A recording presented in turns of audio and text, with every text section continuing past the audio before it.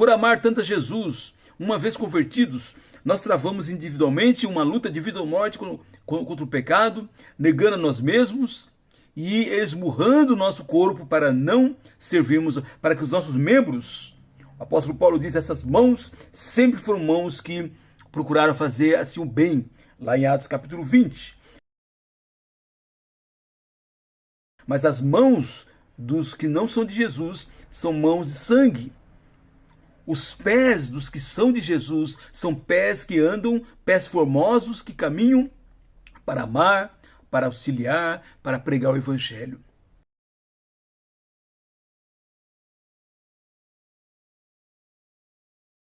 Lá em Romanos 3, os pés dos ímpios são pés que tramam, que correm para tramar injustiça, para praticar injustiça. Por isso que Jesus disse lá em Marcos 9, 43 a 48, que nós devemos lutar.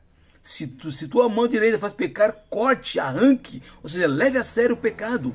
Hebreus 12, 4 fala da ideia de lutarmos se necessário até o sangue.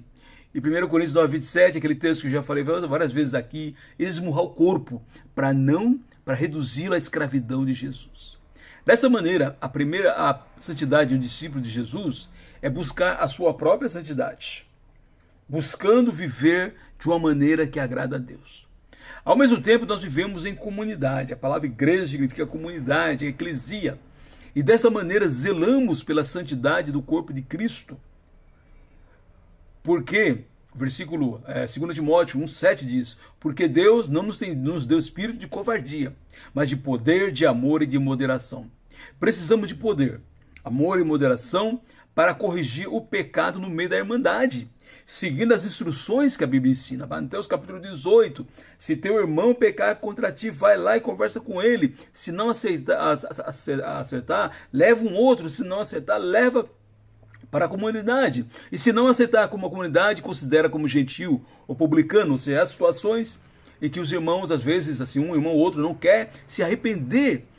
E a igreja deve disciplinar, até afastando esse irmão da comunidade, caso não haja arrependimento. Que é uma situação descrita em 1 Coríntios 5, quando havia um homem que estava vivendo com a sua própria madrasta, provavelmente, estava vivendo em incesto, e a igreja estava aceitando. O apóstolo Paulo disse, não, precisa corrigir.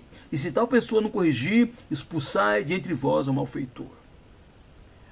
Nós, o amor, assim, o por amor, primeiro a Deus, depois aos irmãos, vamos corrigir e disciplinar o pecador que não se arrepender.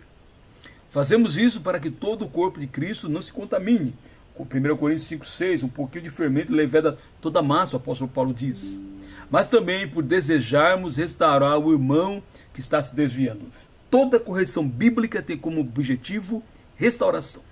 2 Coríntios 5, capítulo 2, 5 a 10, mostra que aquele homem que estava se vivendo com a madrasta, possivelmente ele se arrependeu e ele foi restaurado.